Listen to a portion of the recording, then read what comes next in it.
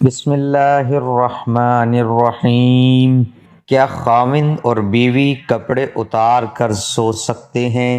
میاں بیوی کپڑے اتار کر ننگے ہو کر ایک ساتھ سو سکتے ہیں یا نہیں؟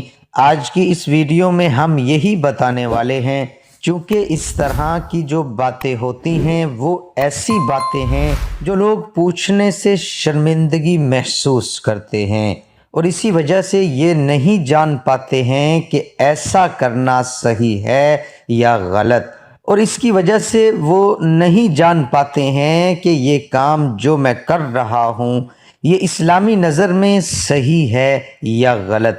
ایسی باتیں جو ہمارے لیے بھی آپ کے سامنے بیان کرنا ایک شرم و حیا کے خلاف ہے، لیکن دین کی باتوں میں کبھی شرمندگی محسوس نہیں کرنی چاہیے۔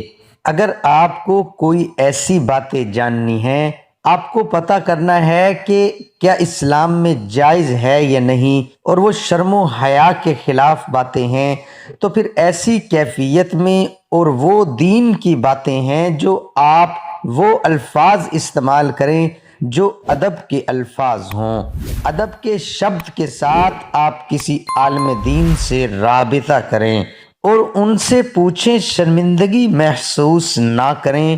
دین کی باتیں پوچھنے میں کبھی بھی شرمندگی محسوس نہیں کرنی چاہیے۔ تو میں آج آپ کے سامنے اسی سے متعلق بتانے والا ہوں۔ آپ کو یہ بات بتانے سے پہلے کہ شوہر اور بیوی دونوں کپڑے اتار کر سو سکتے ہیں یا نہیں، ایک ساتھ اس سے پہلے میں آپ کے سامنے قرآن مقدس کی آیت پیش کرنا چاہتا ہوں، جس میں اللہ رب العزت فرماتا ہے، یقیناً کامیاب ہیں وہ لوگ جو اپنی شرمگاہوں کی حفاظت کرتے ہیں سوائے اپنی بیویوں کے اور لونڈیوں کے۔ ابن حزم رحمۃ اللہ علیہ کہتے ہیں، مرد کے لیے اپنی بیوی کی شرمگاہ دیکھنا حلال ہے، بیوی اور لونڈی جس سے جمع کرنا حلال ہے، اور اسی طرح وہ دونوں بھی مرد کی شرمگاہ دیکھ سکتے ہیں۔ اصلاح اس میں کوئی کراہت نہیں، اس کی دلیل وہ مشہور احادیث ہے۔ ام المؤمنین عائشہ، ام سلمہ اور میمونہ رضی اللہ تعالی عنہن سے مروی ہے، وہ بیان کرتی ہیں کہ وہ نبی صلی اللہ علیہ وآلہ وسلم کے ساتھ ایک ہی برتن میں غسل جنابت کیا کرتی تھیں۔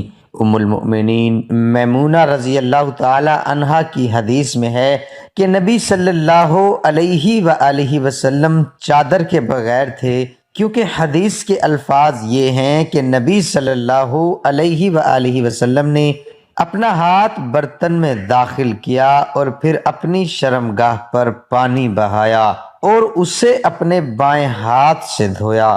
اگر میاں بیوی کپڑے اتار کر سونا چاہتے ہیں ایک ساتھ چمٹ کر لگ کر، تو پھر ایسی کیفیت میں شریعت میں ناجائز و گناہ حرام نہیں ہے۔ اگر سونا چاہتے ہیں تو دونوں میاں بیوی کپڑے اتار کر سو سکتے ہیں، اس میں ناجائز و گناہ کی بات نہیں ہے، لیکن یہ ادب کے خلاف ہے۔ اور میں آپ کو بتانا چاہتا ہوں کہ بس آپ اتنا ہی نہ سنیں، بلکہ اس کے بعد جو باتیں میں آپ کو بتانے والا ہوں بہت ہی زیادہ اہمیت رکھتی ہیں۔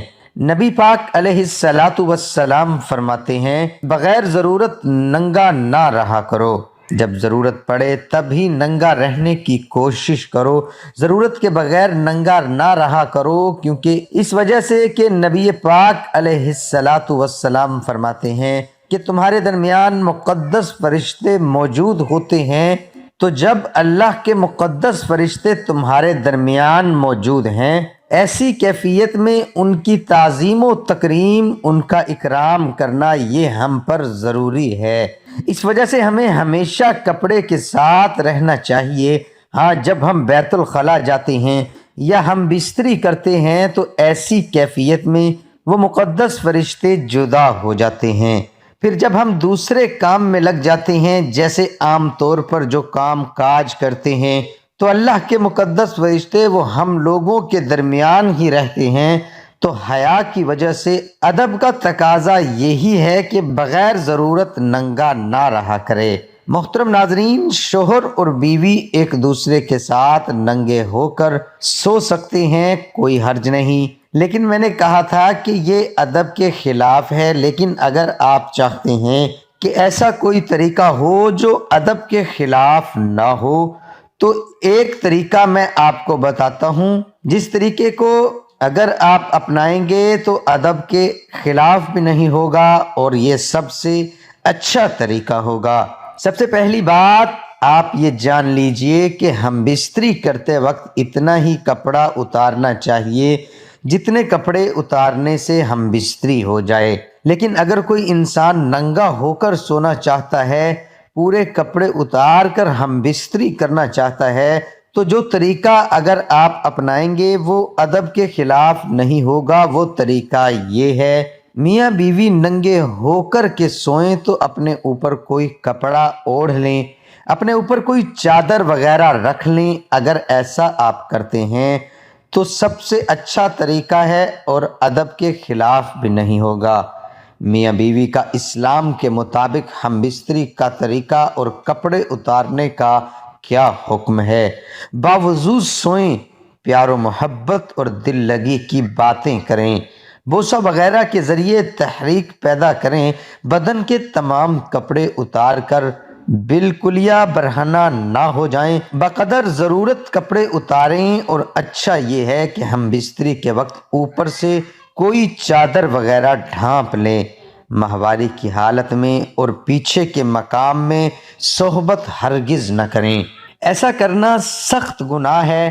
اور مباشرت کے وقت یہ دعا پڑھیں جو آپ کی اسکرین پر شو ہو رہی ہے۔ دعا ہے کہ اللہ تعالی ہم سب کو شریعت کے مطابق زندگی گزارنے کی توفیق عطا فرمائے اور ہم سب کا خاتمہ ایمان پر فرمائے۔